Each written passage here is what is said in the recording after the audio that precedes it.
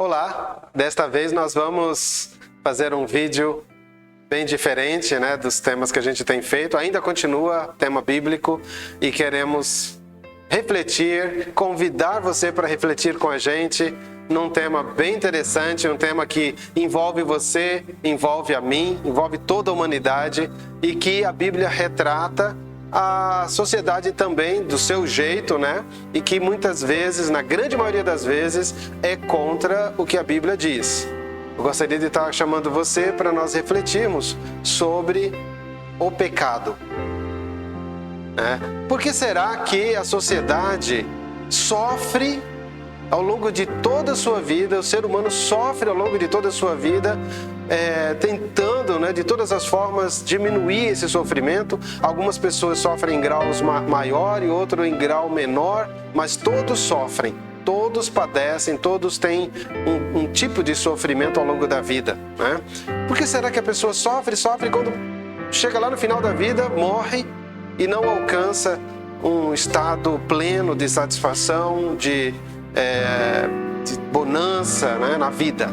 Por que será que a sociedade, ao longo de todos os séculos, continua praticando violência, continua praticando maldades constantemente? Pessoas cultas, pessoas letradas, pessoas indoutas, pessoas leigas, homens, mulheres, crianças, idosos, ricos e pobres, em qualquer área da vida, em qualquer área da sociedade, você encontra pessoas praticando maldades, praticando violências. E a violência, ela não fica somente na esfera da prática, no aspecto literal da violência, mas também no aspecto psicológico. Muitas pessoas têm pensamentos violentos. Muitas pessoas pensam na violência e desenvolvem dentro de si essa violência. Tem a sua vida pautada nesse aspecto da violência. Então as suas ações, as suas posturas, as suas defesas, as suas ideias são violentas. Basta nós vermos ao longo da história pessoas que defenderam assassinatos, genocídios, e eram ideias. Começou tudo na ideia, no campo da ideia, dos pensamentos. Então, a violência não é apenas aquela que se expressa por meio de prática, mas também na área do pensamento. Por que será que ao longo dos milênios a sociedade ainda não alcançou um estado de plena satisfação, de harmonia, de alegria? Mesmo diante de tanto avanço tecnológico, mesmo diante dessa prosperidade que tem se manifestado ao longo dos séculos, ao longo das décadas, como nós estamos vendo hoje, satélites, foguetes, na área da transmissão de imagem, de sons, na área da computação, na área da comunicação, uma tecnologia muito grande se desenvolvendo ao longo das décadas. Mas a questão da violência continua, a questão da maldade, da destruição. É lamentável que a sociedade ainda não tenha alcançado um estado de harmonia. Mas, como já dissemos, existe uma resposta para isso. Existe uma razão pela qual a sociedade ainda não alcançou e nem vai alcançar. Porque não tem como alcançar sem a intervenção de Deus. Aliás, é o pecado que causa essa repulsa à pessoa de Deus. É o pecado que faz com que a pessoa, o ser humano, diga que Deus não existe. É o pecado que afasta o ser humano de Deus. É o pecado que faz com que o ser humano ache que ele é sabedor de todas as coisas e que Deus é uma invenção da sua meditação, dos seus pensamentos, da sua imaginação. É o pecado que está em cada indivíduo, desde que ele nasce até quando ele morre. É esse pecado que faz com que a humanidade sofra. Não é Deus que faz isso. Deus não criou o mal. Pelo contrário, Deus é bondade. Deus é o bem. E a ausência de Deus é maldade. A ausência de Deus é destruição, é morte. A ausência de Deus significa que não tem vida. Então, é é isso que o pecado causa, um afastamento de Deus e, portanto, destruição. E quanto mais as pessoas, elas desenvolvem e externam esse pecado, tanto mais distante de Deus elas ficam, tanto mais desfrutam das maldades que o próprio pecado causa, dos enganos que o próprio pecado causa na mente e no corpo, né? O pecado, meus queridos, é aquele que pode ser definido como um poder ou um princípio ou uma causa que leva o homem para longe de Deus. O pecado é algo que dá origem a outros pecados. Então nós temos a fonte, que é o pecado, e dessa fonte brota pecados. Então a mentira é um pecado, roubar é outro, matar é outro, adulterar é outro, corrupção é outro, né? E assim por diante. Ter ídolos para adoração em vez de adorar a Deus é pecado. Falar no nome de Deus em vão é pecado, e assim sucessivamente. É a Bíblia quem declara isso, que tudo que é contra essa santidade de Deus, tudo que vai contrário a Deus, que é padrão de santidade, de justiça, é pecado. E o pecado, então, é algo espiritual que faz com que a humanidade diga que Deus não existe, diga que Deus é uma farsa e trabalha a todo instante fazendo com que a pessoa não obedeça a Deus, não busque a Deus. Mesmo que a pessoa diga que Deus existe, mas não se sujeita às ordenanças de Deus, às palavras de Deus, é pecado, a pessoa está indo contra Deus, né? Então, olha só, o pecado é uma coisa que não se pode pegar, é uma coisa que está dentro de cada indivíduo e que destrói, corrói, corrompe completamente. O pecado pode ser assemelhado, por exemplo, a um sistema de computador. Vamos colocar aqui, né? O pecado pode ser assemelhado não ao sistema propriamente dito, mas uma rotina de computador que foi colocado num sistema qualquer, né? Que foi criado, vamos pensar assim. E essa rotina, ela corrompe o sistema, de modo que o sistema foi projetado para agir de uma forma, mas esta rotina que foi inserida dentro do sistema, ela corrompe e faz com que o sistema do computador trabalhe defeituosamente. Então o ser humano foi criado por Deus perfeito, sem pecado. Porém, quando o pecado entrou na raça humana, quando o pecado entrou por meio da desobediência de Adão, ele corrompeu a mente de Adão, corrompeu toda a raça humana e tudo que estava debaixo da jurisdição daquele primeiro regente da terra, né? Portanto, o pecado é o que causa esses males. Claro que nós temos também outros agentes. Temos Satanás, que é um agente externo das pessoas. Temos o próprio mundo, que está debaixo da jurisdição de Satanás, né? A palavra de Deus diz que o mundo jaz no maligno. Mas o maior inimigo, podemos dizer, é aquele que está dentro de cada indivíduo. É o próprio pecado do ser humano, que vai passando de pai para filho. Acontece que, para este pecado, não existe alternativa humana para resolvê-lo.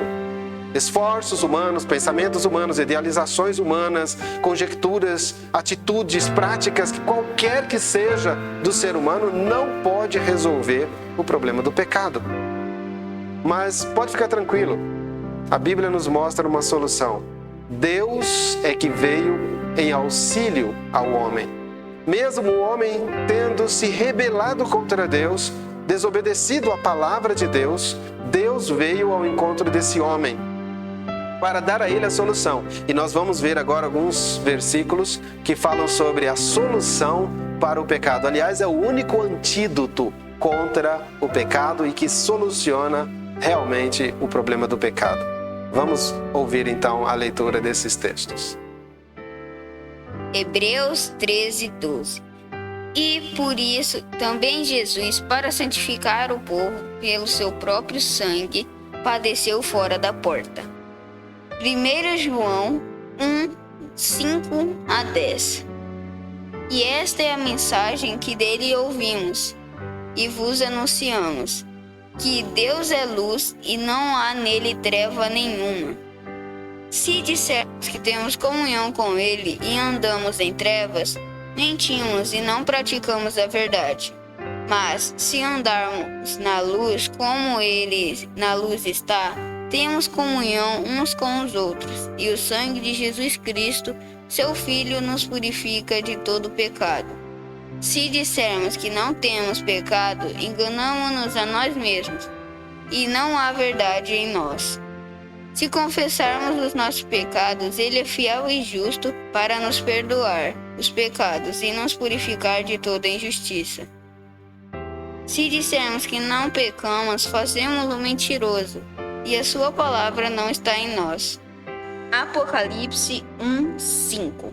E da parte de Jesus Cristo, que é a fiel testemunha, o primogênito dos mortos e o príncipe dos reis da terra, aquele que nos ama e em seu sangue nos lavou dos nossos pecados. Agora que nós ouvimos a leitura desses textos, podemos pensar o seguinte: a palavra de Deus nos diz que o sangue de Jesus Cristo é o antídoto eficaz, o único antídoto eficaz que soluciona de uma vez por todas a questão do pecado que está dentro do indivíduo. O pecado que está corroendo de dentro para fora, que está destruindo a mente, o coração, fazendo com que a pessoa não enxergue Deus. Aliás, existe uma máxima, que eu já ouvi algumas vezes e que diz assim, abre aspas, eu não vejo, portanto não existe, fecha aspas. Será que isso é verdade?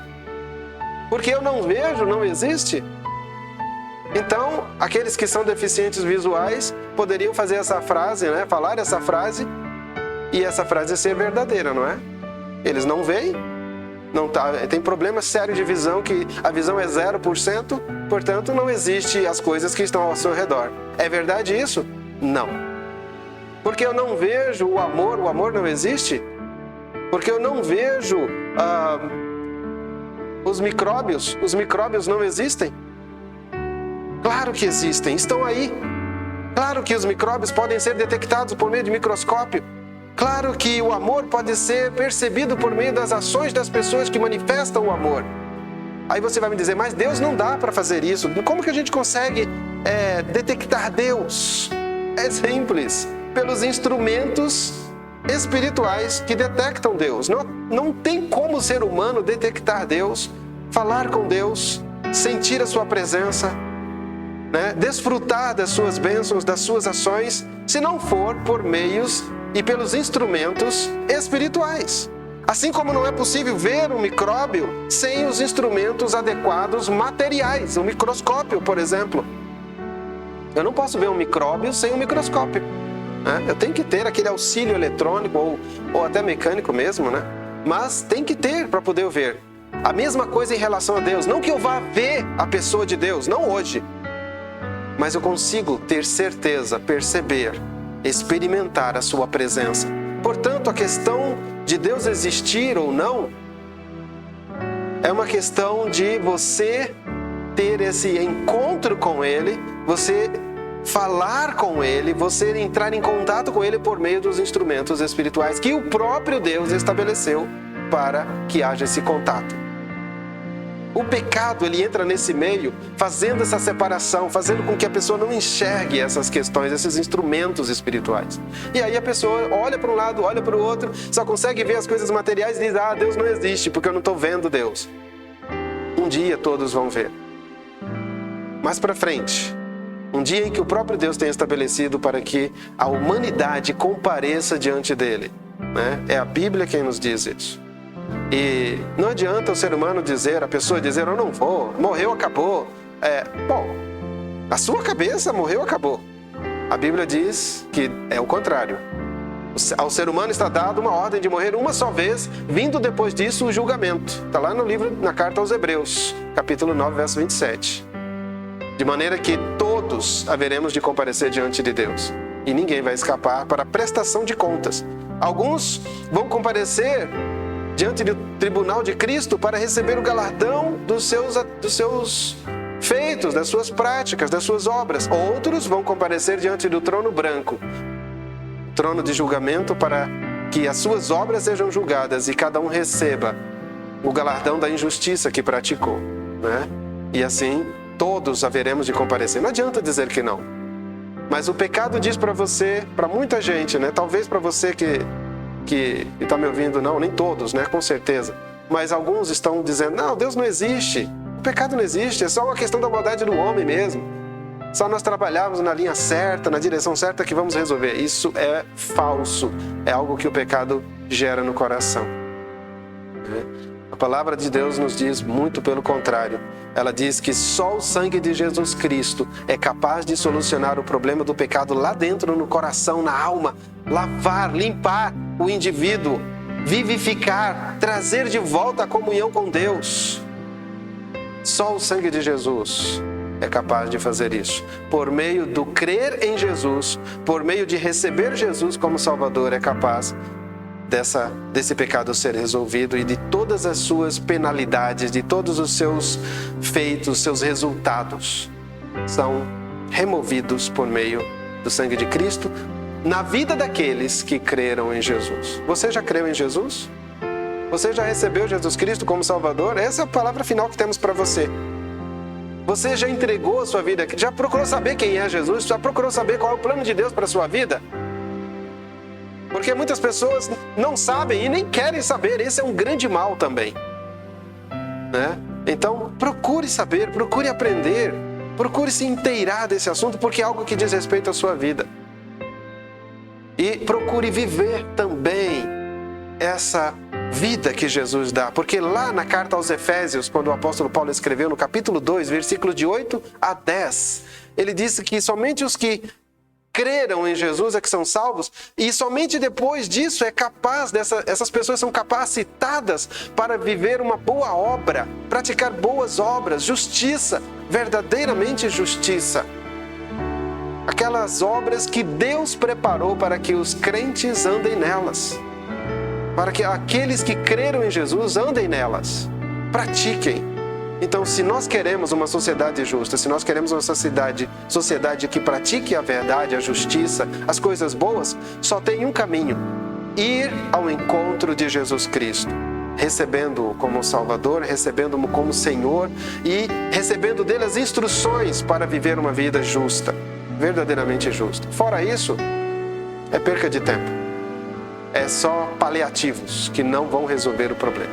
Então pense nisso, né? E veja se vale a pena continuar sem Deus, que com certeza já te adianto que não vale a pena, né? E que vale a pena sim se arrepender, vir para Jesus e se colocar dentro dos planos que Ele tem para nós.